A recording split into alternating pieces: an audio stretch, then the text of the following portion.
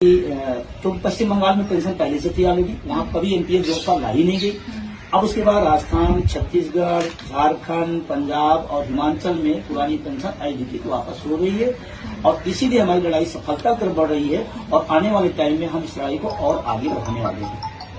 Okay, तो आगे की और क्या योजना है? देखिए, अभी हमारी कल ही राष्ट्रीय कार्यकारिणी बैठक थी, हमारे 22 स्टेटों के अध्यक्ष महामंत्री है और हम लोगों ने आगे के प्रोग्राम तय कर दिए हैं। जिले से लेकर के हम लोग के प्रदेश से लेकर के एक रथ यात्रा पूरे देश के अंदर हम एमपीएल निजीकरण, भारत छोड़ो रथ यात्रा निकाल दी। निजीकरण का आपने बहुत अच्छे से गीत गाए, बहुत शानदार, उसमें हम लोग उसको शेयर करते हैं। और 1 अक्टूबर को हम लोग दिल्ली में बड़ी रैली करने जा रहे हैं और अपनी मांग सरकार से करने जा रहे हैं। सरकार है, हमारे गार्जियन होते हैं, प्रधानमंत्री हमारे गार्जियन, उनसे अपनी बात नहीं करेंगे, किससे करेंगे। तो हम लोग 1 अक्टूबर को दिल्ली में बहुत बड़ी रैली करेंगे और उसमें अपनी मांग करेंगे। ठीक है, ऐसा और कुछ जो आपको लगता है कि मेरे सवाल में नहीं थे और आप बताना चाहते हो, क्योंकि मुझे बहुत जानकारी नहीं, मैं चाहती हूँ कि आपके माध्यम से, क्योंकि आप राष्ट्रीय अध्यक्ष हैं, तो कुछ बताइए। तो देखिए, सबसे बड़ा जो सरकार की तरफ से कहा जा रहा है कि आर्थिक समस्या आएगी, जबकि मैं पूरी जिम्मेदारी के साथ कह रहा हूँ, पुरानी पेंशन देने से देश का आर्थिक व्यवस्था नहीं खराब होगी, बल्कि एनपीएस देने से आर्थिक व्यवस्था खराब होगी। क्यों? जानकारी बता, 10% मेरा, 10% सरकार का, तो 14% कर दिया।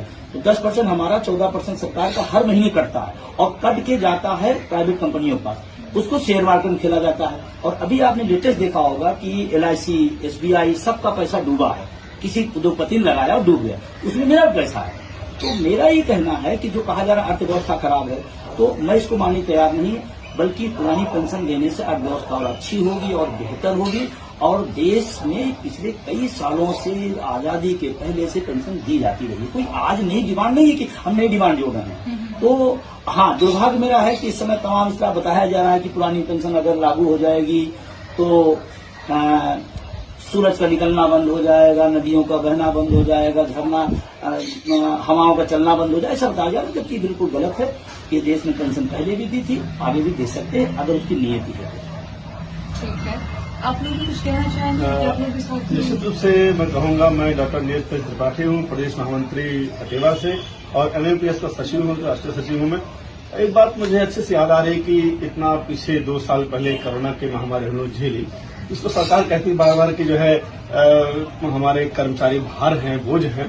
उन्हीं कर्मचारियों ने, डॉक्टरों ने, नर्सों ने, कर्मचारियों ने, पुलिस ने मिलकर के उस कोरोना में पूरी सहायता की, मदद की, अपनी जान पर करे जान दिए। और जिनकी प्राइवेट की बात कर रहे हैं, उन्होंने अपनी दुकानें बंद कर दी, शटर गिरा दिए।